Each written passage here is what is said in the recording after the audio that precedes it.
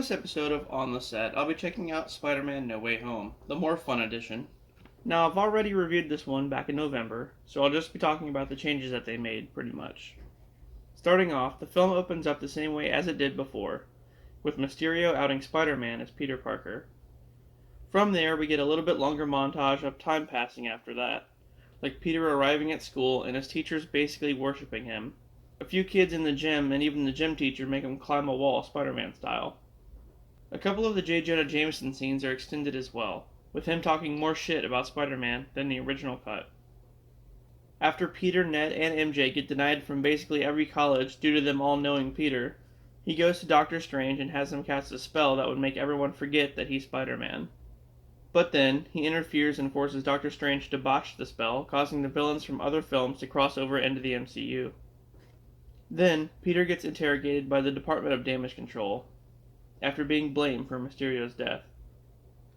He takes on Matt Murdock as a lawyer, who gets him cleared of all charges, but then, Matt tells Happy that he might need a lawyer.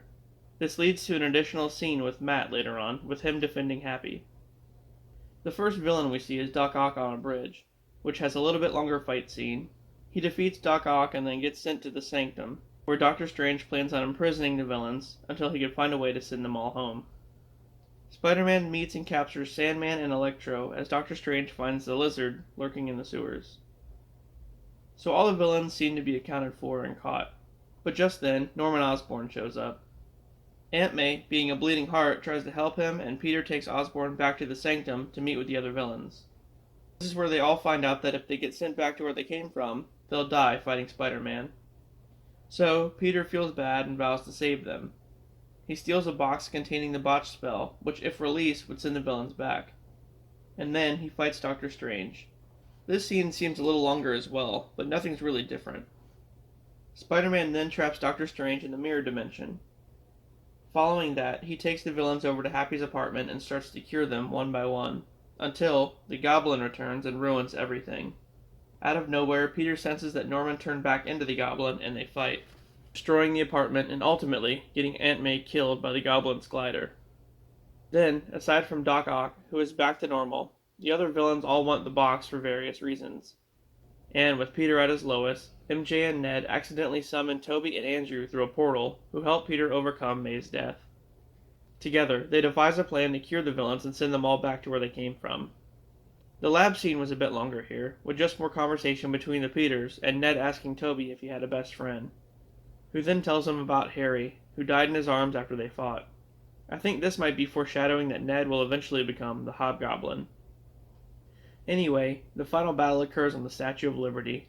We get more conversation between the Peters, who talk about Tobey's organic webbing, and how Andrew has yet to fight an alien.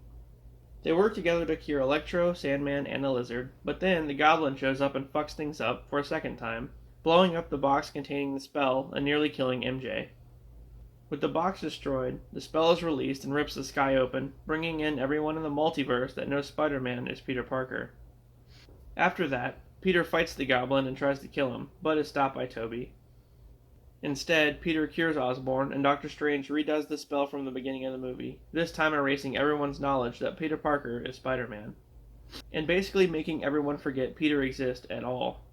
From there, he makes a new suit and gets an apartment, leading into what will eventually be his next trilogy. We get the same mid-credit scene of Eddie Brock in Mexico learning about the Avengers, but we get a new end-credit scene of Betty Brant, narrating a montage of Peter's classmates during the snap. The end. So it was basically the same movie with just a tad bit more dialogue. The Peters had some extended scenes, and we saw Matt Murdock a bit more. But aside from that, not much changed. Alright guys, I hope you enjoyed it, and I'll see you later.